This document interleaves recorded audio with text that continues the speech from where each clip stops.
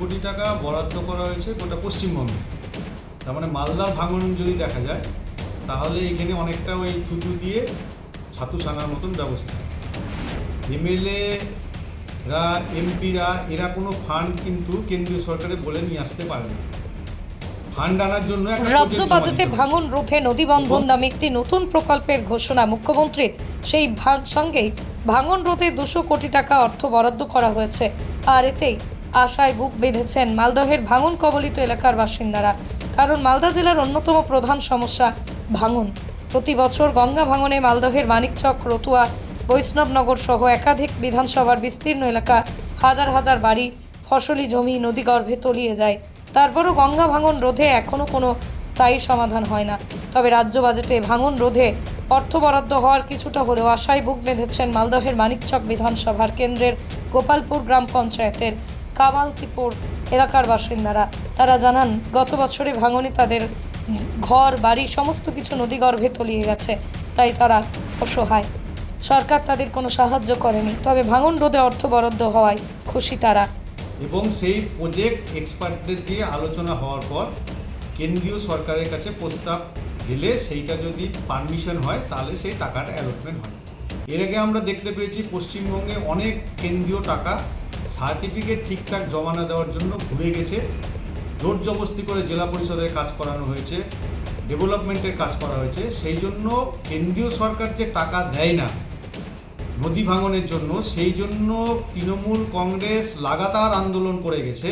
কিন্তু কাজের যে সার্টিফিকেট, নির্দিষ্টভাবে যে কোনো কাজ করা, বিশেষ করে মালদার কথা বলবো আমি, যে মালদার জন্য কোনো প্রজেক্ট কিন্তু জমা দিতে পারেনি।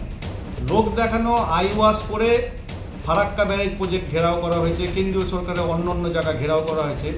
এতে করে কিন্তু সদর্থক কিছু হবে না। এটা সম্পূর্ণ একটা আইওয়াস ব্যাপার। আজকে কলকাতার আশেপাশে শহরের ঘাটাল যে প্ল্যান, সেই প্ল্যানের এখনও পর্যন্ত টাকা স্যাংশন হচ্ছে কিন্তু কাজ হচ্ছে না। তার মধ্যেই মুখ্যমন্ত্রী কালকে বলে ফেলেছেন যে 150 কোটি টাকা খরচ হয়ে গেছে। কিন্তু কিসে 150 কোটি টাকা খরচ হয়েছে এটা কিন্তু কেউ জানতে পারেনি। আজকে মালদার বুকে আমাদের জল বের করার সবচেয়ে বড় যে প্রজেক্টটা ছিল, সেই প্রজেক্টটা কিন্তু এখনও বন্ধ হয়ে আছে। সেই জন্য শুধু লোক দেখানো, বলে দেওয়ার জন্য বলে দেওয়া, এটা করলে হবে না, দেখাতে হবে করে। আজকে কাশ্মীরের মতন জায়গাতে আইফেল টাওয়ারের চেয়ে উঁচুতে ব্রিজ বানিয়ে দেখিয়েছে মানুষকে কেন্দ্রীয় সরকার। তারপরেই কিন্তু কেন্দ্রীয় সরকারকে মানুষ বিশ্বাস করেছে। সেই জন্য কাজের সঙ্গে কথার সঙ্গে মিল রাখতে হবে। শুধু পেশ করব প্রতিবার শিল্পপতিদেরকে নিয়ে এসে, শিল্পপতিরা চলে যাওয়ার পর কোনো কাজ দেখতে পারবে না সরকার। যেটা বামফ্রন্ট চালিয়ে গেছে, ঠিক বামফ্রন্টকে নকল করে আজকে তৃণমূল সরকার এটাই চালিয়ে যাচ্ছে। সেই জন্য সমস্ত বাজেট রূপায়ণ হওয়ার পরে আমরা বুঝতে পারবো কতটা অ্যালট হয়েছে, কতটা কাজ হলো, কাজের সঙ্গে কতটা মিল। কালকে বাজেট পেশ হয়েছে, 200 কোটি টাকা ভাঙন রোধে বরাদ্দ হয়েছে, কতটা আশায় রয়েছে? আমরা খুব আশায় আছি যে এখানকার অবস্থা খুব ভালো না। আমরা নদী ভাঙনের লোক, যা দেখতে পাচ্ছেন চোখে গঙ্গার অবস্থা যা চলছে, তো এরকম যদি প্রতিরোধ বা কোনো রকম ব্যবস্থা না নেয় তো মানে প্রতি বছর মানে গ্রামকে গ্রাম উদ্ধার হয়ে যাচ্ছে, সব নদী গর্ভে চলে যাচ্ছে, জমি জায়গা যাচ্ছে, কত কি হচ্ছে তার কোনো অন্তই নাই। তো এর জন্য যদি রাজ্য সরকার যদি স্টেপ না নেয়, যদি বরাদ্দ টাকা যদি খরচা না করে আমাদের এখানে, তাহলে তো আমাদের এই গরিব দুঃখী লোকদের তো অবস্থা নাজেহাল হবে। এটাতে স্পষ্ট বোঝাই যাচ্ছে। তো আমাদের কিছু করার নাই, এটা হচ্ছে সরকারি লেভেলের ব্যাপার। তবে আমি অনুরোধ করব যে আমাদের এখানকার গরিব দুঃখী লোকদের জন্য কিছু সুব্যবস্থা করা এবং গঙ্গা প্রতিরোধ করার একদম একান্তই প্রয়োজন মনে করি। ভাঙন রোধের কাজ হোক।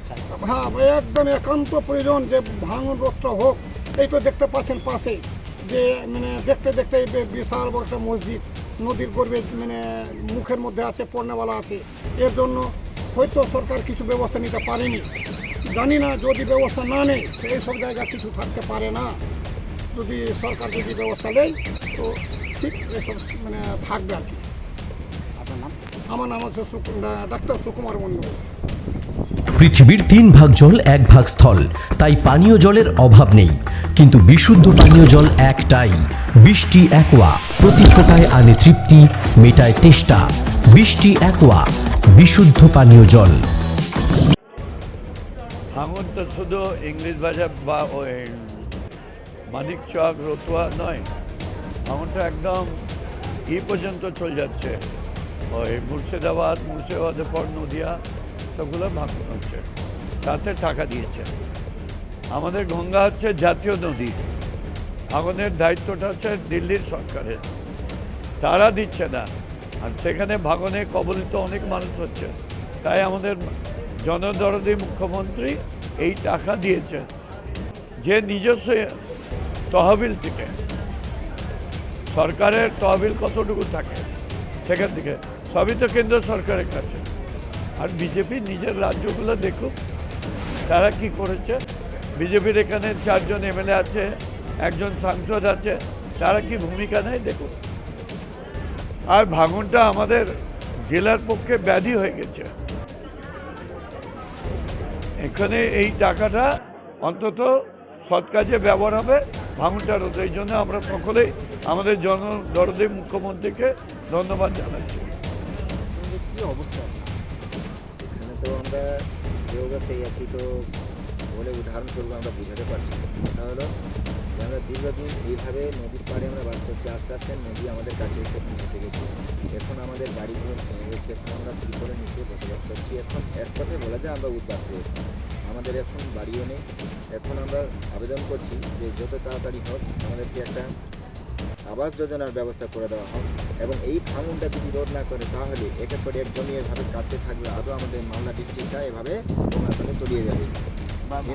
ভাঙন রোধের কাজ কিন্তু শুনেছি আগামীকাল নাকি দিদি আমাদের গঙ্গা ভাঙন রোধ করার জন্য বাজেট পাস করেছে। অতি শীঘ্রই যেন আমাদের এই কাজটা যেন এই গঙ্গা রোধ করা হোক, তাহলে আমরা উপকৃত হব এবং অনেক এলাকা এই গঙ্গা রোধ থেকে আমরা বেঁচে যাব। অনেকটা পরিবার আমরা সেফ থাকবো এবং স্থায়ীভাবে বসবাস করতে পারবো। এখন এই যে সামান্য টাকা 200 কোটি টাকা সম্ভব হবে ভাঙন? কিন্তু মালদা নেই, আগে জেলা রয়েছে ঠিক, কিন্তু যেটা প্রয়োজন আগে, যেটা প্রয়োজন সবচেয়ে প্রথম যেটা প্রয়োজন সেটা যদি করে তাহলে আমরা উপকৃত হব। যদি সরকারের দৃষ্টি আকর্ষণ করে না এটা আগে জরুরি আছে তাহলে সেটাই মনে করবে। আপনাদের এখানে কতদিন ধরে হয়নি ভাঙন রোধের কাজ? ভাঙন রোধের কাজ আদম 5 বছর থেকে কোনো রকম ব্যবস্থা এখন করা হয়। প্রতিদিনই ভাঙন হচ্ছে? প্রতিদিনই ভাঙন হচ্ছে। এখন আমাদের একটা স্মৃতি, এই মসজিদ আমাদের কামালদীপুর জামে মসজিদ 1972 সালে এটা টেস্টেড আছে। 72 সালের আমরা এখানে 72 সাল থেকে আমরা বসবাস করছি। এখন একটা মসজিদ আছে, এই মসজিদটা এখন গঙ্গা পর্বে চলে যাবে এরকম একটা মানে আছে, আমরা এতে আছে, সংকটে আছে, যে কোনো সময় গঙ্গা পর্বে একটা বিলীন হয়ে যাবে। বাজেটে অর্থ বরাদ্দ করা হয়েছে, আশায় কি বুক পাচ্ছেন কাজ? আশাইতে কিছুটা আমরা মানে পেয়েছি, কিছুটা আমাদের আশ্বাস যোগাচ্ছে যে হতে পারে এরকম। কিন্তু যদি সরকার এটাকে খুব তাড়াতাড়ি যদি শীঘ্রই এটা মানে যদি গঙ্গা ভাঙন রোধ করা হয় তাহলে আমরা উপকৃত হব। আপনার নাম? আমার নাম মোহাম্মদ নাসির। এটা কামালদীপুর। নদিয়ার সবথেকে বড় English medium school JRS public school প্রায় 35 বিঘা জমির ওপর গড়ে উঠেছে বিশাল ক্যাম্পাস। নার্সারি থেকে শুরু করে উচ্চ মাধ্যমিক, ITI college, law college, BEd college ভর্তি চলছে। JRS public. আপনি কোথায় ইনভেস্ট করবেন, কেন করবেন বুঝতে পারছেন না তো? সঠিক গাইডলাইন পেতে আজই আসুন নদিয়ার চাকদাতে নিবেদিতা প্রাইভেট লিমিটেডে। Nivedita private limited, marketing and distribution service. Balcony বা সিঁড়ির রেলিং, মডিউলার কিচেন বা ড্রয়িং রুম, এক কথায় আপনার স্বপ্নের বাড়িকে করে তুলুন আরো সুন্দর। Chakdah ply centre, gorgeous look বা কোয়ালিটি সবে 3 number 1 Chakdah ply centre. Chakdah ply centre, KBM, Chakdah, Nadia. হোমওয়ার্কটা করেছো? হ্যাঁ স্যার। এ বাবা, ভুল করেছো কেন? চোখে কেমন ঝাপসা দেখছি, লিখতে আর পড়তে খুব সমস্যা হচ্ছে। চাকদার মডার্ন অপটিক্স থেকে ভালো চোখের ডাক্তার দেখিয়ে নাও। প্রতিদিন প্রকৃত চোখের ডাক্তার ও দৃষ্টি বিশেষজ্ঞ মডার্ন অপটিক্স, চাকদহে। চাকদা অ্যালুমিনিয়াম সেন্টার, প্লাই, কাঁচ, laminates, kitchen fittings, door lock, window ও অ্যালুমিনিয়ামের খুচরো ও পাইকারি বিক্রেতা। Chakdah aluminium centre, Purbalalpur 50 number রেলগেটের পাশে, চাকদা, নদিয়া। ভাবছেন 3 স্টার ক্যাটাগরিতে কাটাবে? রুম রে মাত্র 1500 টাকা থেকে স্টার, খাওয়া দাওয়া রিজনেবল প্রাইস। নদিয়ার একমাত্র 3 স্টার ক্যাটাগরি হোটেল এনবি সোনার বাংলা হোটেল, কল্যাণী এইমসের ঠিক উল্টো দিকে, কল্যাণী, নদিয়া। নদিয়া জেলার সবথেকে বড় বিল্ডার্স চাকদার মা মনসা বিল্ডার্স, রড ও সিমেন্টের পাইকারি ও খুচরো বিক্রেতা। মা মনসা বিল্ডার্স, পদ্মবিলা, চাকদা, নদিয়া। রড কেনাকাটায় থাকছে ডিসকাউন্ট অফার। মা মনসা বিল্ডার্স।